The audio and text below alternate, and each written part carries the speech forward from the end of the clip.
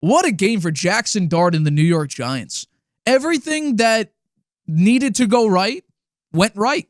I thought Jaxson Dart played incredibly well. I don't think the stats, the box score does this game justice, does Jaxson Dart any justice, because the stats aren't that good. He has like 160 total yards. But that's not really what I was looking at when I saw this game. I think right now the first thing I was looking at was controlling the pocket. He sensed pressure, he left. If things weren't open, he left. He didn't stay there and where is the guy open? Is he? And then just huddling and crouching and then getting sacked. Or I'll give him this. He didn't hit the goalpost 3 times in the red zone. I mean, I think he did a tremendous job going up against this level of competition. Just think about it. They were 31st on third down with Russell Wilson a quarterback this season. They were 11 of 40, which is 27.5%, which was 31st. The only other team that was worse, I believe, I could be mistaken. I thought it was the Texans, and I might be wrong. I know the red zone was the Texans. I'll get into that in a second.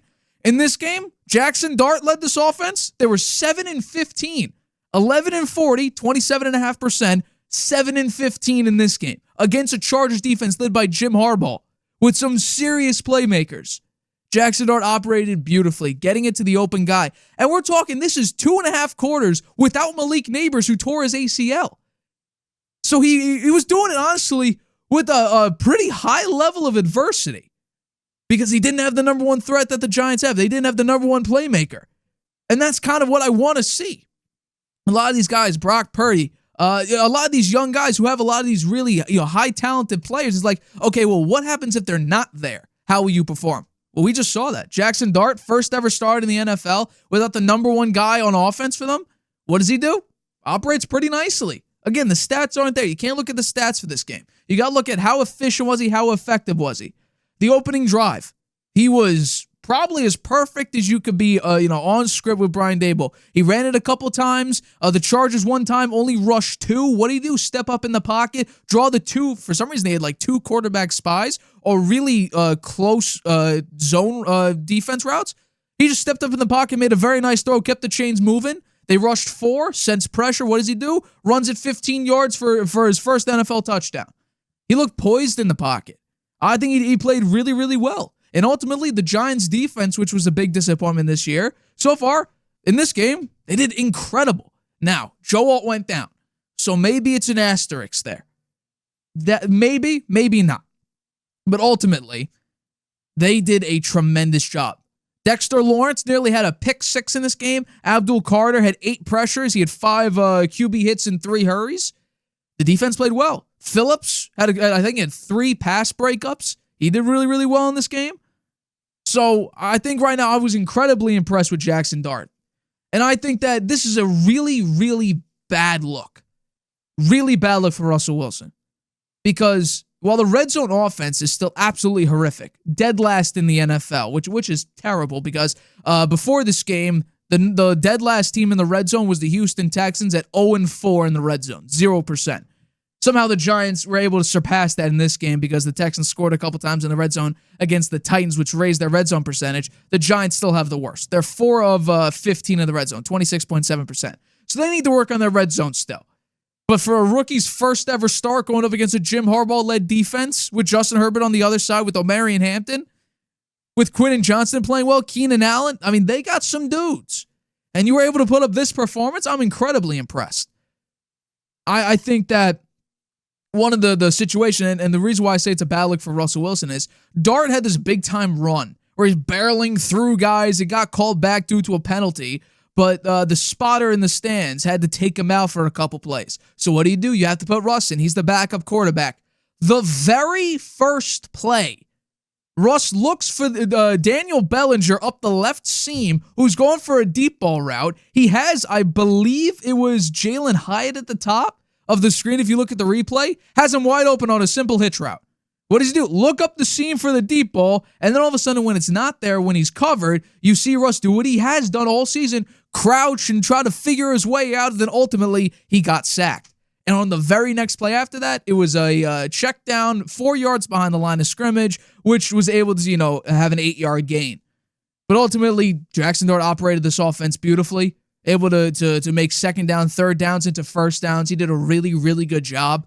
Now, the stats need to be there for some other games because maybe you're not going to play up against a battered offensive line of the Los Angeles Chargers, or Justin Herbert won't throw 2 bad interceptions, one to a defensive tackle. So, yeah, you're not going to have those games generally, but the fact that you're able to do this in Jaxson Dart's first start, and he looked good, no turnovers from him, that's the big thing. I think that we commended. My grade for him was a B-. I can't give him anything higher than that, really, because the stats aren't there. He didn't have 5 touchdowns. He didn't have, even 200 yards. Hell, he didn't even have like 150 yards passing. He had like 111 or something like that with like 50 yards rushing. But he was able to score 2 touchdowns. So I got to commend him with that at least. So the Giants, I don't know how they're going to turn out this season. Jaxson Dart played great against a bad team right now because of just how banged up they are on the offensive line, and their defense capitalized on that. Because, again, a lot of these situations is how do you capitalize on mistakes? And that was my argument for the Buffalo Bills and the Baltimore Ravens week 1. It's like, yeah, Derrick Henry fumbled the ball. If the Bills don't go down and score touchdowns, they're not coming back still, regardless of how bad, the Ravens were choking. If you can't capitalize on mistakes, okay, yeah, the mistakes look bad on paper, but you could say that's an ugly win. So the Giants were able to capitalize on some massive mistakes by the Chargers. An unfortunate situation for the left guard of the Los Angeles Chargers, basically injuring Joe Alt after already being down Rashawn Slater. But make no mistake, the Giants, they play the Saints. So there's an opportunity for 2 wins this past week and this next week going up against the Saints in New Orleans. But how many more games are you going to win after that? Because you still got to play Philly twice and Denver in a 3-game span. Denver, who just made the Bengals look like a peewee football team. Then you got the 49ers, the Bears. What will they be at this point in week 10? The Packers, will they figure out their defense? Because their defense really suffered against the Dallas Cowboys. The Lions, you play the Patriots, who Drake May is actually one of the best quarterbacks in the NFL right now. The Commanders, the Vikings with their defense, will they get back on track? The Raiders, you should actually beat them. And then the Dallas Cowboys. So you have an opportunity here for a couple wins here and there. But ultimately, though, I think with this, you saw how happy Brian Daboll was. And that adds on to it that, yeah, the offense may not be great. We may not have a great running game. But we do have to realize that Brian Daboll's reaction, I think, was a 2-parter. The first one would be, you just saved me my job for a couple weeks.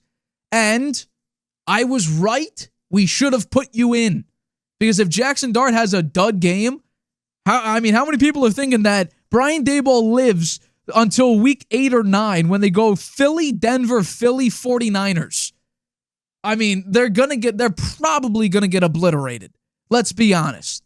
Because the Eagles somehow, even though A.J. Brown is back, in his feelings about not getting the ball, even though he's targeted 9 times, he's back with these cryptic messages, which we've talked about for the last 2 years. This is year 3 of this nonsense. They're somehow winning still. So that just shows some teams could really win very ugly and still be a very, very, fearsome team. But no, I got to give a lot of credit. Brian Daboll made the right choice. I thought he may have held out until week 5 to put him in against the Saints because they're a little bit of a nicer matchup. But after everybody saw the Chiefs game. Sunday Night Football, you're going down late in the game. You're in the red zone. You go intentional grounding, bad QB sneak. Then you sail another pass, and on 4th and goal, you hit the goalpost. You had to make a change. Brian Daboll made the change, and at a beautiful time, your defense capitalized on the Chargers' mistakes. Jaxson Dart operated the pocket as good as you can expect, again, with the circumstances provided. And he was able to come out and keep the lead and still put up 11 points after Malik Neighbors went down. That should be commended.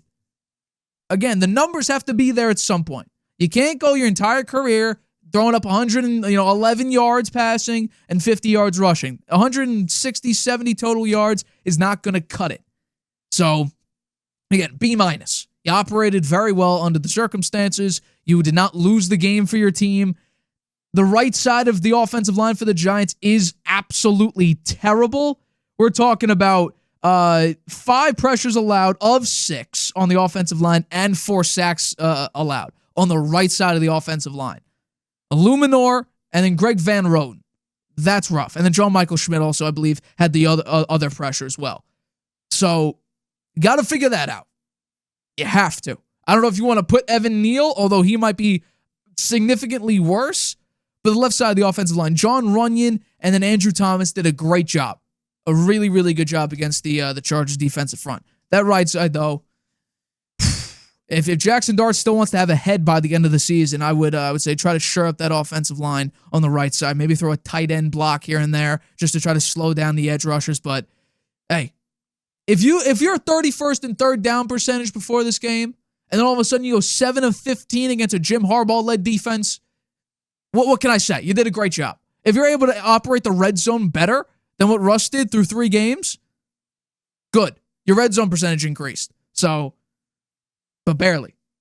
I mean, we're talking about the fact that you now just got surpassed by a team that was dead last in red zone at 0%, and your red zone percentage, I'll double check, is 26.7%. You're dead last in the NFL, but you got to be better in the red zone. You got to shore up you have to shore that up because you can't keep kicking field goals in the red zone. It's not going to cut it. So get that fixed, and then the Giants may have an opportunity to maybe win 3 games. Maybe they were close against the Cowboys. Maybe last week of the season, if one of the teams is already in the playoffs or eliminated, Jaxson Dart could get a win there. I expect them to beat the Raiders. I think they have an opportunity to beat the Bears because the offensive line may stink there. Then I think you could definitely win this week against the New Orleans Saints. There's opportunity to be had there. It's just about now capitalizing on those opportunities. Hi, everybody. Thank you for watching this clip of the Harvey Hour. If you want to watch the full show, you can by clicking the I in the top right-hand corner right now. If you want to take the show with you on the go, it is available wherever you get your podcast. We go live here on YouTube every single Tuesday and Friday at 6:30 p.m. Eastern. So make sure you hit that like button, that subscribe button, and the notification bell to get notified whenever we upload a video and whenever we go live.